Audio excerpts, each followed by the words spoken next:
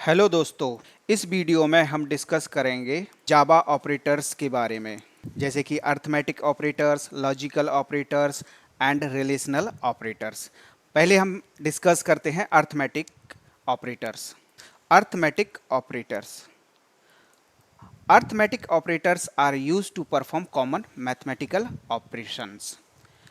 कोई भी mathematical operation perform करने के लिए हम अर्थमेटिक ऑपरेटर्स का यूज़ करते हैं। यह ऑपरेशन हम या तो वेरिएबल्स पर परफॉर्म कर सकते हैं या फिर डेटा पर।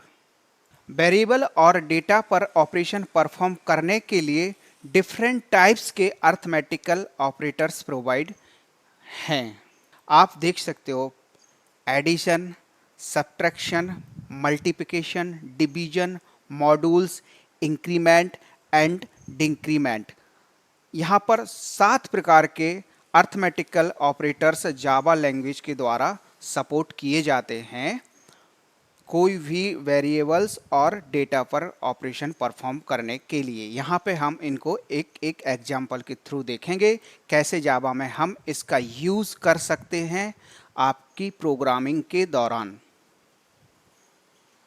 यहाँ पे सिंपल मैंने इक्लिप्स आईडी को ओपन किया। ID means integrated development environment.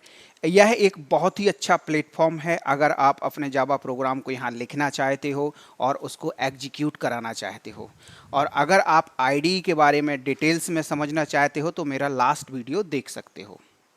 मैं यहाँ पे एक प्रोजेक्ट क्रिएट करूँगा। फाइल में जाऊँगा, न्यू, सेलेक्ट जावा प्रोजेक्ट और यहाँ पे उसका नाम दूंगा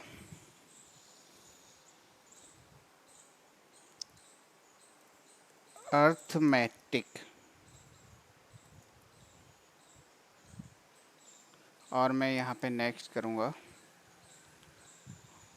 और फिनिश। यहाँ पे मेरा एक जावा प्रोग्राम क्रिएट हो गया है। अब एसआरसी में जाऊँगा और यहाँ पे मैं एक पैकेज बनाऊँगा। पैकेज का नाम दे देता हूँ जो भी, अर्थमेटिक डॉट प्रोग्राम्स। मेरा कैप्स की ऑन है इसलिए यह एक्चुअली कैपिटल लेटर में आ रहा है, but I will convert into small letter. मैंने इसको लोअर केस में कन्वर्ट कर दिया है। अब मैं एक क्लास क्रिएट करूँगा, राइट क्लिक करके पैकेज के ऊपर, और मैं क्लास का नाम यहाँ दूंगा। आप दे सकते हो जैसे कि पहले मैं एडिशन ऑपरेटर का एग्जांपल लूँगा, तो मैंने यहाँ क्लास का नाम दे दिया है एडिशन। यहाँ पे एडिशन नाम का एक क्लास क्रिएट हो गया है। अब मैं मेन मेथड बनाऊँगा। शॉर्टकट यूज़ कर लिया मैंने कंट्रोल स्पेस के साथ। यहाँ पे मैंने एक इंट वेरिएबल बनाया a और मैंने यहाँ पे डेटा दिया 20 प्लस 10। यहाँ पे आप देख सकते हो प्लस एक अर्थमेटिक ऑपरेटर है जिसका नाम एडिशन है। यह 2 नंबर को ऐड करने के लिए किया जाता है, इंटीजर नंबर के लिए, और फ्लोट कैन बी, और other type of data type can also be. तो यहाँ पे आप देख सकते हो 20 एंड 10 यह डेटा है। 20 और 10 एक वैल्यू नहीं है। हम दोनों डेटा पर एक अर्थमेटिक ऑपरेटर्स जो ऐड है, एक प्लस सिंबल से जिसको रिप्रेजेंट किया जा रहा है, उसको हम उसके द्वारा हम इस पर ऑपरेशन परफॉर्म करेंगे। तो आप यहाँ पे देखेंगे ए की वैल्यू कितनी हो जाएगी 30। तो इसमें 10 प्लस 20 होकर कितना असाइन होगा ए में 30। यहाँ पे मैं प्रिंट कर लेता हूँ ए। मैं प्रोग्राम को एग्जीक्यूट करता हूँ। आप इधर देख सकते हो 30। यहाँ पे आप देख सकते हो कि जो एडिशन अर्थमेटिक ऑपरेटर है वह 2 वैल्यू पर, वैल्यू कह सकते हो आप, डेटा कह सकते हो, ऐड ऑपरेशन परफॉर्म कर रहा है, राइट। तो दोनों को जोड़ के उसने 10 प्लस 20 और ए में असाइन कर दिया। मैंने इधर ए को प्रिंट कराया system dot out dot println से, तो यहाँ पे इस ए की वैल्यू प्रिंट हो गई है। अभी मैं वेरिएबल ले लेता हूँ, कैसे वेरिएबल पर अर्थमेटिक ऑपरेशन परफॉर्म कर सकते हैं। तो मैंने ए की वैल्यू 20 डाल दी यहाँ पे, बी की वैल्यू मैंने 10 डाल दी, और मैंने एक और वेरिएबल बनाया इंट सी, और मैंने ए प्लस बी करा दिया, और यहाँ पे मैं प्रिंट कराऊंगा सी। तो यह अब वेरिएबल पर ऑपरेशन परफॉर्म कर रहा है, ए प्लस बी कर रहा है। हालांकि ए के पास 20 वैल्यू है और बी के पास 10 वैल्यू है, तो जो भी उसकी वैल्यू होगी ए और बी वैल्यू वेरिएबल में, उस पर उसको ऐड करेगा और सी में असाइन कर देगा। तो यह वेरिएबल्स पर भी ऑपरेशन परफॉर्म करने के लिए यूज़ किए जाते हैं। सिंपली यहाँ पे आप आउटपुट देख सकते हो 30। सेम अपना सेकंड ऑपरेटर्स है सब्सट्रैक्शन। तो सब्सट्रैक्शंस का यूज़ हम माइनस ऑपरेशन परफॉर्म करने के लिए करते हैं। तो मैं यहाँ पे एक और नया प्रोग्राम बना लेता हूँ। इसी तरीके से आप लोग भी प्रैक्टिस कर सकते हो। मैंने प्रोग्राम बनाया सब, और मैं यहाँ से कुछ कंटेंट को कॉपी पेस्ट कर लूँगा, इतना पूरा मेथड को, और इधर मैंने ए से बी को माइनस कर दिया, राइट। तो अभी ये जो सब्सट्रैक्शन ऑपरेटर है ये क्या करेगा, ए में जो 20 वैल्यू है उसको बी से माइनस कर देगा, जो कि बी में 10 वैल्यू है। तो यहाँ हमारा जो आउटपुट आएगा वो आएगा 10। ओके, आप वेरिएबल के अलावा इसको भी वैल्यूज पर परफॉर्म कर सकते हो, जैसे 20 माइनस 10। ओके, सेम वे में हम यूज़ करेंगे थर्ड ऑपरेटर्स का, जो कि इनटू मल्टीप्लिकेशन अर्थमेटिक ऑपरेटर्स है। उसके लिए भी हम एक क्लास बना लेते हैं।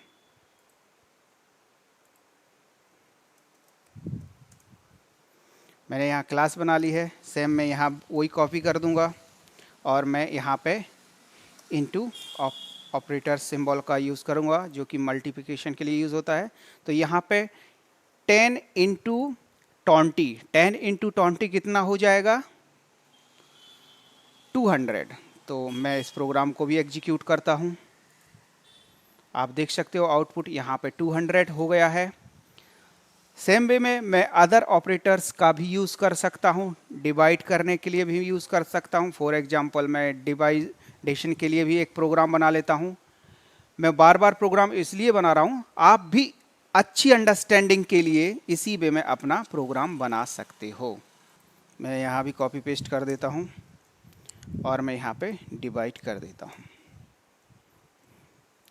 यहाँ पे कितना आएगा, बेसिकली आउटपुट 2 आएगा, क्योंकि 10 से 22 टाइम्स डिवाइड होगा। अगर मैं यहाँ पे 23 कर देता हूँ, इस केस में आउटपुट क्या आना चाहिए, इस केस में भी आउटपुट आपका 2 आना चाहिए। ओके, क्योंकि एक इंटीजर है, एक पॉइंट के बाद कोई भी वैल्यू को होल्ड नहीं करता है इंटीजर डेटा टाइप। ओके, अगर आप फ्लोट और अदर का यूज़ कर रहे हो तब आपको पॉइंट में भी मिल सकता है।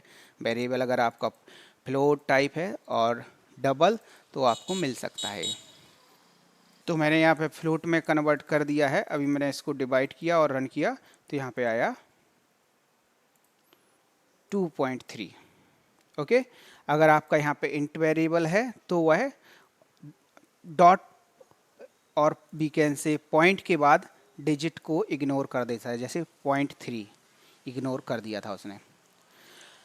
सिंपल वे में हम आपको बताएंगे मॉड्यूलर ऑपरेटर्स के बारे में।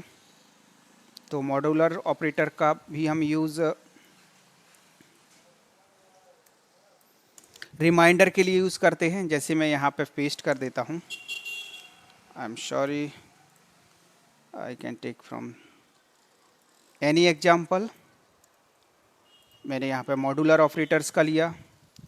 मॉड्यूलर ऑपरेटर्स में मैंने क्या किया, मॉड्यूलर ऑपरेटर्स का सिंबल ये होता है परसेंटेज वाला।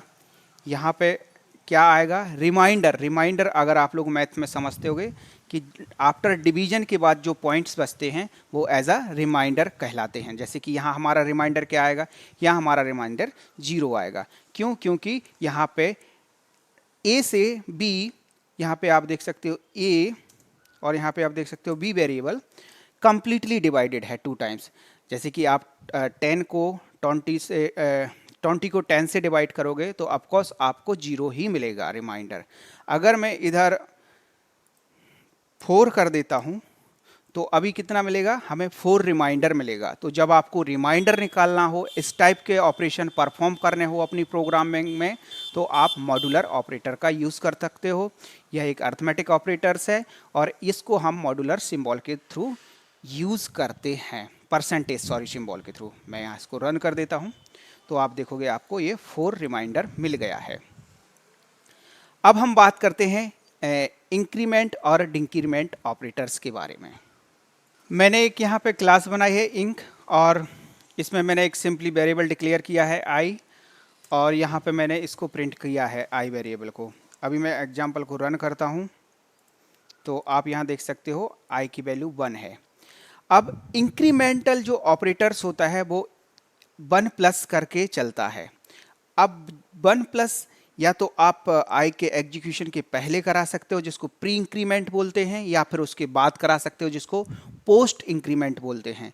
तो यहाँ पे प्री इंक्रीमेंट का मतलब यह होता है कि जैसे मैंने आई की वैल्यू प्लस प्लस, पहले आई के प्लस प्लस बार 2 इंक्रीमेंट ऑपरेटर्स, ये 2 प्लस प्लस डबल प्लस के सिंबल के साथ रिप्रेजेंट किया जाता है। मैंने आई के पहले प्लस प्लस को ऐड कर दिया है। अब आप देखो आई में पहले एक यह वैल्यू को प्लस करेगा, फिर उसके बाद इसको प्रिंट करेगा। मतलब पहले यह आई के ऊपर ऑपरेशन परफॉर्म करेगा।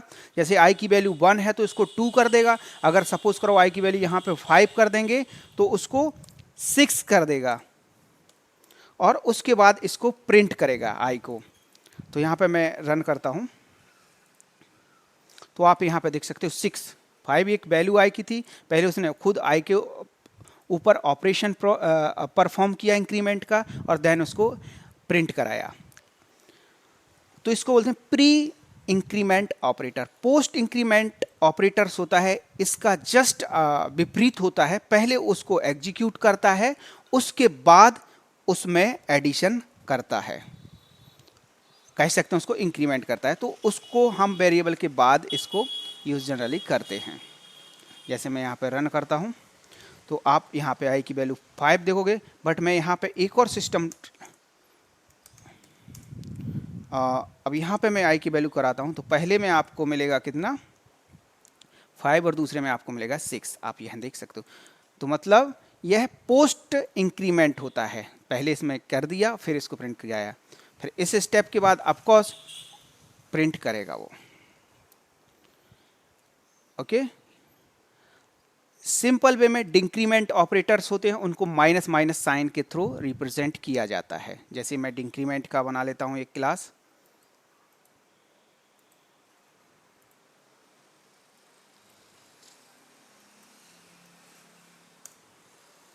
और मैं यहां से इंक्रीमेंट से कुछ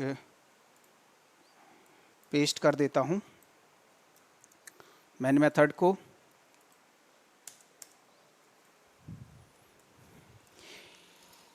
यहाँ पे मैं एक वेरिएबल का एग्जांपल लेता हूँ ताकि आप दोनों ऑपरेटर्स को वेरिएबल के माध्यम से भी समझ सको। मैंने यहाँ पे एक इंट नाम का जे वेरिएबल बनाया, मैंने उसमें उसकी आई की वैल्यू डाल दी, और मैंने यहाँ पे जे को प्रिंट करा दिया। तो अभी जे की वैल्यू क्या होनी चाहिए इस केस में, आई के पास 5 थी, 5 वैल्यू आई ने आई की वैल्यू जे में डाल दी, तो यहाँ पे उसकी वैल्यू होगी 5 ही।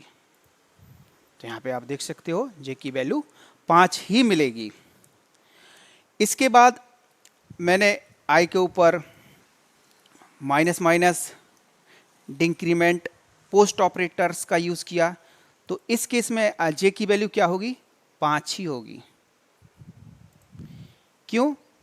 क्योंकि पहले ए आई पर आई का जो ऑपरेशन है उसको परफॉर्म कर देगा, मींस आई को जे में असाइन कर देगा, उसके बाद आई पे ऑपरेशन परफॉर्म करेगा। जैसे कि फॉर एग्जांपल मैं एक और वेरिएबल लेते देता हूँ यहाँ पे जेड, और यहाँ पे मैं आई अब डालता हूँ। इस वे में आप लोग भी प्रैक्टिस कर सकते हो। आपको अगर अपने जावा से रिलेटेड कंसेप्ट क्लियर करना है, ऑपरेटर से रिलेटेड कंसेप्ट करना है, तो always try in your project work space कि सबके लिए अलग अलग प्रोग्राम बनाए। एक ही प्रोग्राम में मैं भी यहाँ दिखा सकता था, रिमूव करके दूसरा बना सकता था, बट यह आपको फ्यूचर में यूज़ नहीं आएगा। तो आप अच्छे से प्रैक्टिस करना चाहते हो तो आप अपने अलग अलग प्रोग्राम बनाएं, ताकि आप उन प्रोग्रामिंग को आप अपने फ्यूचर में देख सकते हो। तो यहाँ पे मैं जे को प्रिंट कराया, अब मैं जेड को भी प्रिंट कराता हूँ।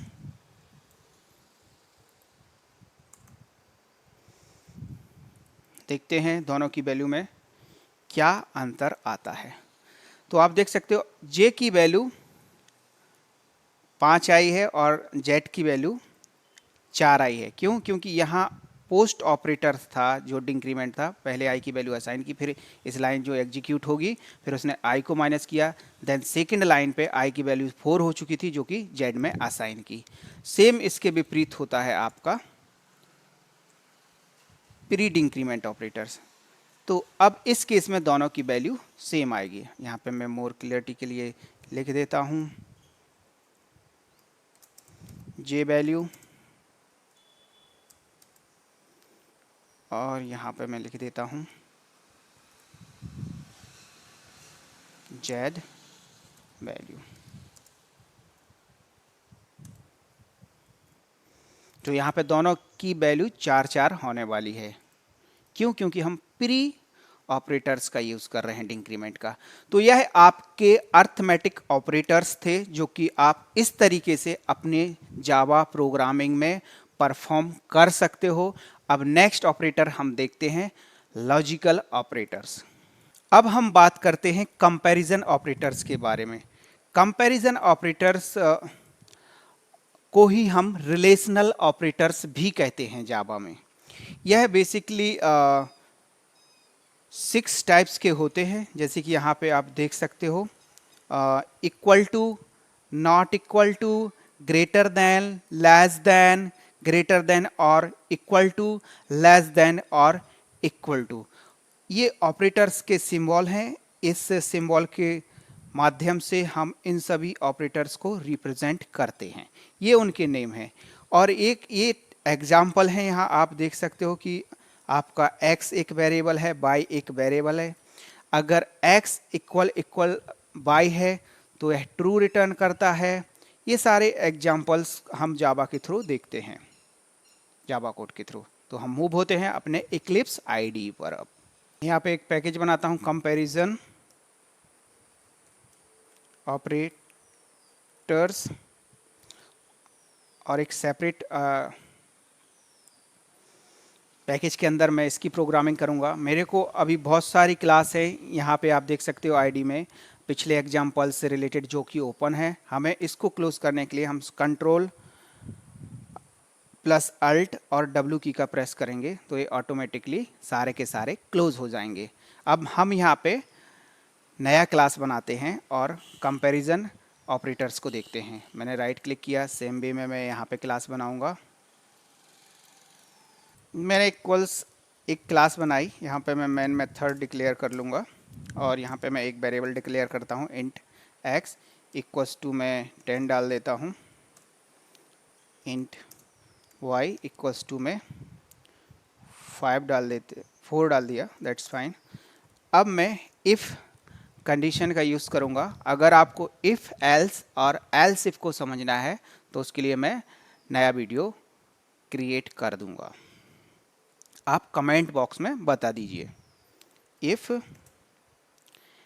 x equal equal y, then यहाँ पे क्या प्रिंट हो जाए, x and y are equals, okay. और एल्स में क्या प्रिंट हो जाए। अगर आप इफ़ एल्स के बारे में नहीं जानते हैं तो मैं आपको यहाँ थोड़ा बता देता हूँ, बट डिटेल्स में मैं एक इसके ऊपर नया वीडियो बनाऊँगा। ये जनरली यूज़ किए जाते हैं कि इफ़ के अंदर हम यहाँ पे कंडीशन डालते हैं। यह एक कंडीशन है जहाँ पे x और अगर y दोनों की वैल्यू इक्वल है, मींस इक्वल इक्वल जो हम यहाँ पे ऑपरेटर्स यूज़ कर रहे हैं कंपैरिजन, वह अगर दोनों की वैल्यू इक्वल है तो ट्रू रिटर्न करेगा, अदरवाइज फॉल्स रिटर्न करेगा। तो इस केस में अगर कोई भी कंडीशन जो इफ के अंदर पास की गई है वह ट्रू रिटर्न करती है, तो ये वाला ब्लॉक जो कि हमने एक करली ब्रेसेस से बनाया है, यहाँ पे स्टार्ट हुआ है, यहाँ पे एंड हो गया है इस ब्रेसेस से, ये वाला ब्लॉक आपका एग्जीक्यूट होगा। मतलब ये वाला आपका कोड एग्जीक्यूट होगा। और फिर हम एल्स बनाते हैं कि अगर ये इक्वल नहीं होगा तो ये वाला ब्लॉक एग्जीक्यूट होगा। मीन्स अगर ये ट्रू रिटर्न नहीं करता है। और ये ट्रू रिटर्न कब करेगा इक्वल ऑपरेटर? जब x और y की वैल्यू इक्वल होगी। इस केस में आप देखोगे 10 और 4 नॉट आर इक्वल, यह दोनों इक्वल नहीं है, तो ये क्या रिटर्न करेगा? फॉल्स रिटर्न करेगा। फॉल्स रिटर्न करेगा तो आपका ये कंडीशन फॉल्स हो जाएगा इधर। तो ये अगर ये कंडीशन फॉल्स हो जाएगा तो आपका ये वाला जो ब्लॉक है ये एग्जीक्यूट नहीं होगा। इस केस में आपका एल्स ब्लॉक एग्जीक्यूट होगा।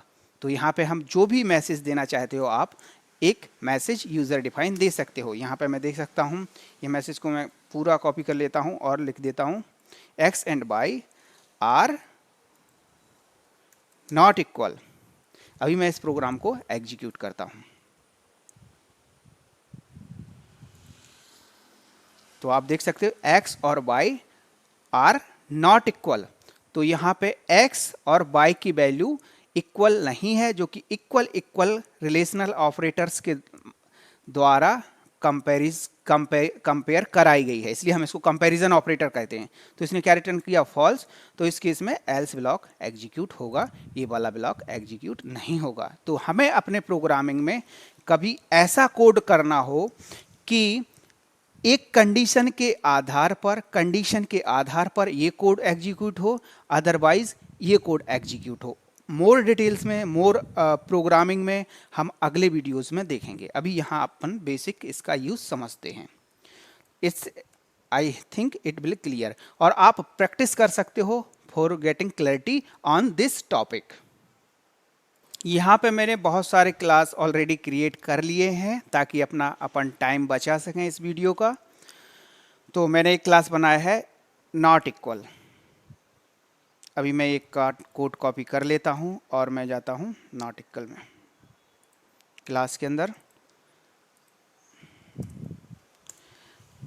यहाँ पे आप देख सकते हो नॉट इक्वल ऑपरेटर का सिंबल नॉट इक्वल से रिप्रेजेंट किया जाता है। x not equal to y, इस केस में अगर इक्वल नहीं होगा तो यह ट्रू रिटर्न करेगा। ट्रू रिटर्न करेगा तो आपका अगेन इफ ब्लॉक एग्जीक्यूट होगा, अदरवाइज ये फॉल्स रिटर्न करेगा तो एल्स ब्लॉक एग्जीक्यूट होगा। तो यहाँ पे आपका ऑफकोर्स ट्रू रिटर्न करेगा क्योंकि 10 बाई के बराबर नहीं है। ओके, मैं इसको रन कर देता हूं। यहां पे आप देख सकते हो x and y are equal. क्यों? क्योंकि यहां पे एल्स ब्लॉक में यह मैसेज दिया गया है। तो यहां पे मैं क्या मैसेज दूंना चाहता हूं? नॉट इक्वल, और यहां पे होना चाहिए इक्वल। ओके, अभी मैं दोनों की वैल्यू को बराबर कर देता हूं 10 10। तो आप देख सकते हो x and x not equal to y, wrong, यह कंडीशन फॉल्स होगी क्योंकि x y के बराबर है। x 10 है यहाँ पे और y 10 है यहाँ पे, आप देख सकते हो। तो यह कंडीशंस जो है नॉट इक्वल ऑपरेटर्स है जो, वह क्या रिटर्न करेगा? फॉल्स। तो इस केस में हमारा कौन सा ब्लॉक एग्जीक्यूट होगा? ये वाला ब्लॉक एग्जीक्यूट होगा। मैसेज मैंने चेंज कर दिया है, तो यहाँ मैसेज क्या आएगा? x and y are equal. Now मैं इसको रन करता हूँ तो यहाँ पे एक आउटपुट आप देख सकते हो। हम देखते हैं अब ग्रेटर देन। तो मैं ग्रेटर देन क्लास पे जाता हूँ और कंटेंट को कॉपी पेस्ट करता हूँ। यहाँ पे मैंने पेस्ट कर दिया है। ग्रेटर देन का सिंबल क्या होता है? ग्रेटर देन साइन, ये होता है। तो इस केस में आप देख सकते हो x ग्रेटर देन y नहीं, x ग्रेटर देन y नहीं है क्योंकि यह दोनों बराबर हैं। अगर हम यहाँ greater than equal to operators का यूज करेंगे देन ये कंडीशन ट्रू होगी। अभी इस केस में नहीं होगी। x ग्रेटर देन y नहीं, इस केस में क्या अगर मैंने 11 कर दिया तो yes, x greater then y, yes. तो इस केस में क्या मैसेज प्रिंट होगा, x ग्रेटर देन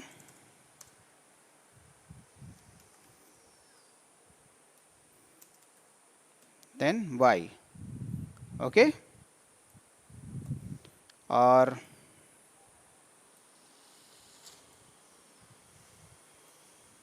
तो यहाँ पे x greater then y, x is not greater than y, else block में प्रिंट होगा। तो यहाँ पे क्या प्रिंट होगा, x greater then y, x greater then y। अगर मैं x की वैल्यू यहाँ पे 5 कर देता हूँ तो x y से ग्रेटर देन है क्या, नहीं। 5 बड़ा है या 10, ऑफकोर्स 5 बड़ा है। तो पहले आपने क्या यूज किया है, x के ऊपर आप ग्रेटर देन का ऑपरेशन परफॉर्म कर रहे हो किस वेरिएबल के साथ, y। तो x बड़ा है क्या y से, नहीं, क्योंकि x की वैल्यू 5 है और y की वैल्यू 10 है। तो इस केस में फॉल्स रिटर्न करेगी ये कंडीशन। तो आपका फॉल्स से इफ ब्लॉक एग्जीक्यूट नहीं होगा, आपका एल्स ब्लॉक एग्जीक्यूट होगा और आपका ये आउटपुट इधर प्रिंट होगा। मैं इसको रन करता हूं, x is not greater than y। अभी मैं एक कंटेंट को कॉपी कर लेता हूं, ग्रेटर देन इक्वल टू में क्लास को ओपन करता हूं। अभी ग्रेटर देन और इक्वल टू, आप इस कंसेप्ट को समझ सकते हो, ग्रेटर देन और इक्वल टू। इस केस में 10, x वैल्यू 10 है और y वैल्यू 10 है। x की वैल्यू y से या तो बड़ी होनी चाहिए या उसके बराबर होना चाहिए, इस ऑपरेटर का मतलब होता है ग्रेटर देन और इक्वल टू। इस ऑपरेटर्स को हम greater than plus equal sign symbol से रिप्रेजेंट करते हैं। तो इस केस में क्या रिटर्न करेगा, x y से या तो बड़ा हो या बराबर हो। तो ऑफकोर्स x y से बड़ा नहीं है पर x y के बराबर है, तो मतलब ट्रू रिटर्न करेगा, है ना, क्योंकि x और y दोनों की वैल्यू बराबर है और इक्वल, ओके।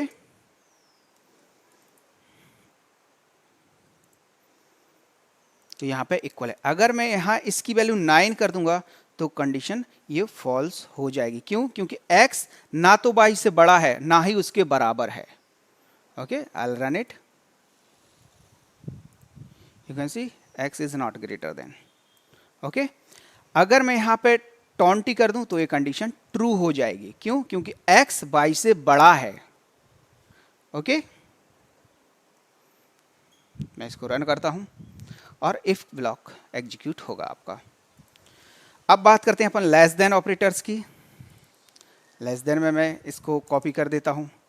लेस देन का सिंबल लेस देन है ये, तो लेस देन का सिंबल ये है। तो आप यहां पे देख सकते हो लेस, मैं लिख देता हूं लेस देन।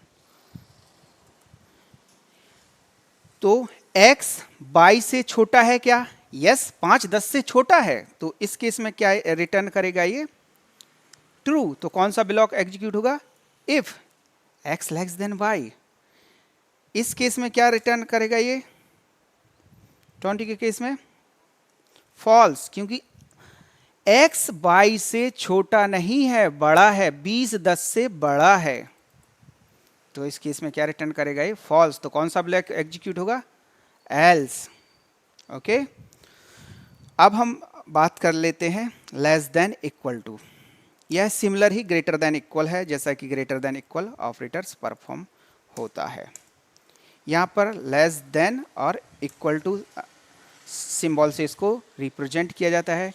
x y से छोटा है, नहीं, बराबर है, नहीं। तो इस केस में क्या रिटर्न करेगा, फॉल्स। मैं रन करता हूं तो नॉट लेस देन, ये वाला फॉल्स ब्लॉक रन होगा। अगर मैं यहाँ पे क्या कर देता हूँ, 10 कर देता हूँ तो यह चलेगा, ओके। I run it. अगर मैं यहाँ पे 9 कर देता हूँ तब भी ये ट्रू रिटर्न करेगा, क्योंकि x छोटा है y से, okay. I run it, x less than y। तो यह आपके कंपैरिजन ऑपरेटर्स थे जिनको हम रिलेशनल ऑपरेटर्स भी कहते हैं। तो यहाँ आपके दो ऑपरेटर्स कंप्लीट हो चुके हैं, arithmetic operators and comparison operators. Now हम बात करते हैं लॉजिकल ऑपरेटर्स के बारे में। यहाँ पे आप देख सकते हो तीन प्रकार के लॉजिकल ऑपरेटर्स होते हैं, एंड और नॉट। तो हम इसको एंड ऑपरेटर्स भी बोलते हैं, इसको इस सिंबल के द्वारा रिप्रेजेंट किया जाता है। इसको हम और ऑपरेटर्स बोलते हैं और इसको हम नॉट ऑपरेटर्स बोलते हैं। और सारे ही ऑपरेटर्स जैसा कि हमने डिस्कस किया था अर्थमेटिक के लिए, वेरिएबल्स और वैल्यूज मींस डेटा पर ऑपरेशन परफॉर्म करने के लिए यूज होते हैं। चलिए अब हम इनको भी जावा प्रोग्राम के माध्यम से देखते हैं। मैं एक नया पैकेज इसके लिए भी बना लेता हूं।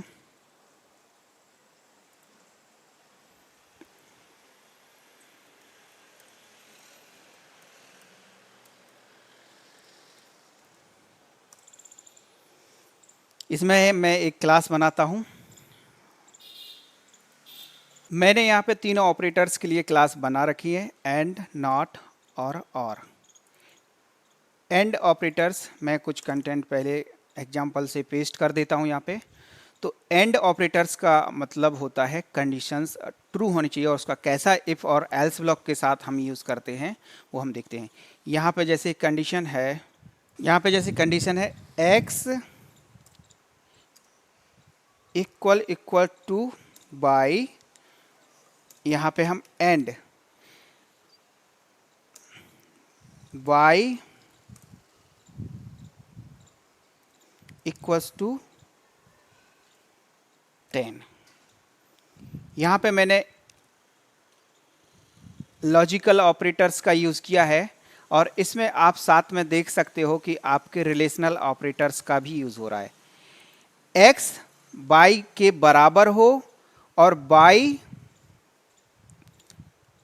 यहाँ पे बड़ा कर देता हूँ, कंडीशन फिट बैठ जाएगी, 10 से बड़ा हो, मतलब x की वैल्यू y के बराबर होनी चाहिए और y की वैल्यू 10 से बड़ी भी होनी चाहिए। ओके, तो ये साइन गलत था, इसको हम ऐसे यूज करेंगे। तो इस केस में ये जो एंड ऑपरेटर्स है, दोनों कंडीशंस, ये भी कंडीशंस ट्रू होनी चाहिए और ये भी कंडीशंस ट्रू होनी चाहिए। मतलब जितने भी कंडीशंस आप एंड ऑपरेटर्स से लिखोगे, फॉर एग्जांपल यहाँ नया एंड ऑपरेटर्स यूज करते हो और बोलते हो x ग्रेटर देन 8 होना चाहिए, तो आपके जितने भी यह कंडीशंस लगी हुई हैं कंपैरिजन ऑपरेटर के द्वारा, ये सभी के सभी यहाँ पे आप देख सकते हो 3 ब्लॉक बन गए हैं। एक ये ब्लॉक बन गया है, एक आपका ये ब्लॉक बन गया है और एक आपका ये ब्लॉक बन गया है। तीनों ही ब्लॉक ट्रू होना चाहिए, मतलब ये भी ट्रू, इतना ट्रू रिटर्न करेगा, ये भी ट्रू रिटर्न करेगा और ये भी ट्रू रिटर्न करेगा, मतलब एंड, जिसको बोलते हैं एंड लॉजिकल ऑपरेटर। तभी यह सब का मिला के क्या रिटर्न होगा, ट्रू रिटर्न होगा। अदरवाइज यह क्या रिटर्न करेगा, फॉल्स रिटर्न करेगा। तो आपका एल्स ब्लॉक में जो भी कोड लिखा है वो एग्जीक्यूट होगा, इफ ब्लॉक आपका एग्जीक्यूट नहीं होगा। तो यहाँ पे हम कंडीशन बनाते हैं x और y इक्वल है, जहाँ पे मैं, ये लॉजिकली करेक्ट तो नहीं है but just be are for understanding है। ओके, तो डोंट थिंक कि कुछ भी एग्जाम्पल है। ओके, यहाँ पे मैंने दिया 20, तो यहाँ पे x और y इक्वल है, यस, x और y 20 से बड़ा है, यस, और x भी 20 से बड़ा है, यस। तो यहाँ पे आपका ये रन हो जाएगा। इफ ब्लॉक आप देखोगे तो इफ ब्लॉक रन हो जाएगा। यहाँ पे मैं क्या कर देता हूँ, फॉर एग्जांपल मैं यहाँ पे कर देता हूँ 20 की जगह 10। तो देखो अभी x और y इक्वल नहीं है, तो ये क्या रिटर्न करेगा, फॉल्स रिटर्न करेगा। तो यह आगे वाली कंडीशंस को चेक ही नहीं करने देगा। क्यों? क्योंकि इस केस में एंड लॉजिकल ऑपरेटर के केस में कोई एक भी उसको कंडीशन फॉल्स मिल जाती है, वो फॉल्स इमीडिएटली रिटर्न कर देता है, क्योंकि इसमें सारे केस ट्रू होना चाहिए, कोई भी केस आपका फॉल्स नहीं होना चाहिए। अगर कोई भी फॉल्स केस मिल जाता है तो तुरंत आपको फॉल्स रिटर्न कर देता है, तो आपको ये एल्स रिटर्न कर देता है, क्योंकि फर्स्ट ही कंडीशंस को चेक करेगा, देन यह आपकी कंडीशंस फॉल्स है तो वो आगे इधर चेक करेगा ही नहीं। ओके, मैं इसको रन करता हूँ तो देखो ये आपका ये वाला मैसेज जो इस एल्स ब्लॉक में है वो प्रिंट हुआ है। अगर यहाँ पे मैं 10 कर देता हूँ y की वैल्यू, तो यहाँ पे आप देख सकते हो x और y इक्वल है, but y greater than equal 10 है। यस, ये भी है, ग्रेटर देन इक्वल 10 है। अगर मैं यहाँ पे ग्रेटर का यूज़ करता तो यह कंडीशन फॉल्स हो जाती और यहाँ पे क्या रिटर्न करता, else block, now I will execute. You can see, क्यों, क्योंकि ये कंडीशन यहाँ पे फॉल्स है और वो रिटर्न होगा। एंड के केस में जितने भी आप कंडीशंस यूज़ कर रहे हो एंड ऑपरेटर्स के साथ, सब ट्रू होना चाहिए। यहाँ पे मैं इक्वल टू अगर यूज़ करूँगा तो आपका ट्रू रिटर्न करेगा और आपका इफ ब्लॉक एग्जीक्यूट होगा, जैसे कि आप इधर देख सकते हो। ओके, अब हम देखते हैं और ऑपरेटर्स के बारे में। और ऑपरेटर्स में मैंने एक कंटेंट पेस्ट कर दिया है और मैं इसके लिए यह सिंबल यूज़ करूँगा।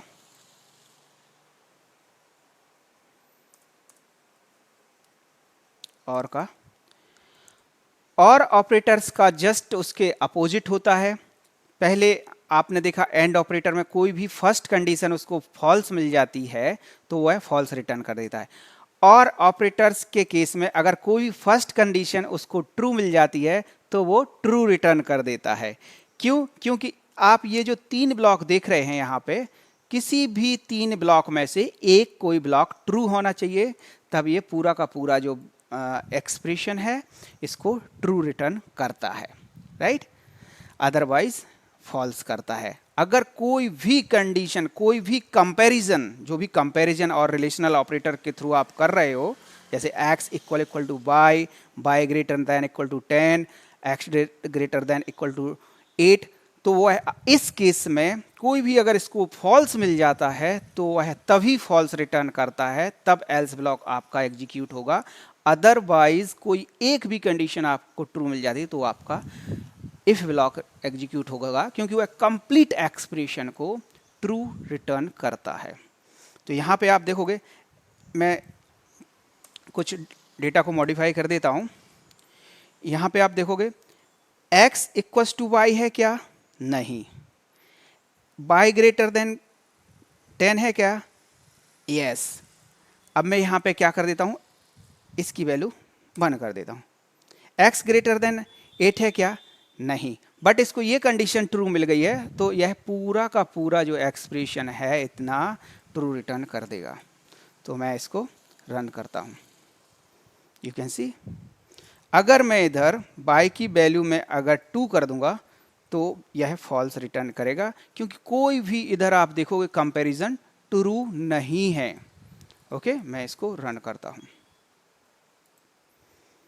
तो आप देख सकते हो ये। तो यह आपका और ऑपरेटर है, कोई भी एक ब्लॉक ट्रू होने पर ट्रू रिटर्न करता है। अब हम देखते हैं नॉट। मैंने यहाँ कोड को कॉपी पेस्ट कर दिया है। अब मैं यहाँ पे नॉट ऑपरेटर्स का यूज़ करूँगा। नॉट ऑपरेटर्स को हम इस नॉट सिंबल से रिप्रेजेंट करते हैं। सपोज करो मैं इस कंपैरिजन को एक कोष्टक में बाइंड कर देता हूँ, तो पहले ये एग्जीक्यूट होगा। अगर ये ट्रू रिटर्न करता तो मैं इसको फॉल्स करवाना चाहता हूँ, फॉल्स रिटर्न करता है तो इसको ट्रू रिटर्न करवाना चाहता हूँ।